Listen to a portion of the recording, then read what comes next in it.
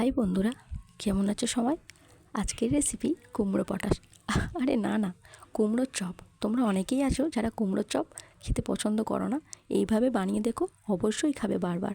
প্রথমেই আমি কুমড়োগুলোকে একটু বড় বড় সাইজের পাতলা পাতলা করে কেটে নিয়েছি। এরপর সামান্য নুন ও হলুদ দিয়ে মাখিয়ে রাখবো। তারপর একটি বোল্ট নেব। বোল্টের মধ্যে দিয়ে দেব 1 বাটি পরিমাণে বেসন, আর দিয়ে দেব সামান্য কালো জিরে, সামান্য নুন, লঙ্কার গুঁড়ো ও ধনের গুঁড়ো। এবার একটু জল দেবো, দিয়ে ভালো করে গুলিয়ে নেব।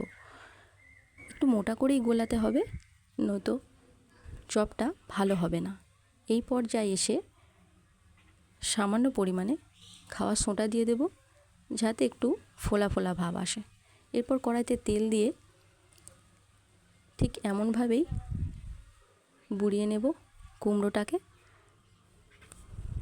এরপর তেলের মধ্যে ছেড়ে দিলাম, একটু লাল লাল করে ভাজবো।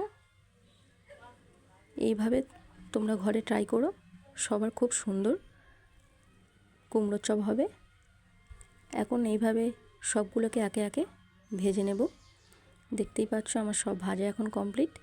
এইভাবে বাড়িতে বানিয়ে নিও কুমড়োর চপ, মুচমুচে ও খুব সুন্দর মিষ্টি কুমড়োর চপ। ভালো লাগলে চ্যানেলটিকে সাবস্ক্রাইব করে দিও। আরও ভালো ভালো রেসিপি পেতে প্লিজ সাপোর্ট করো। বাই।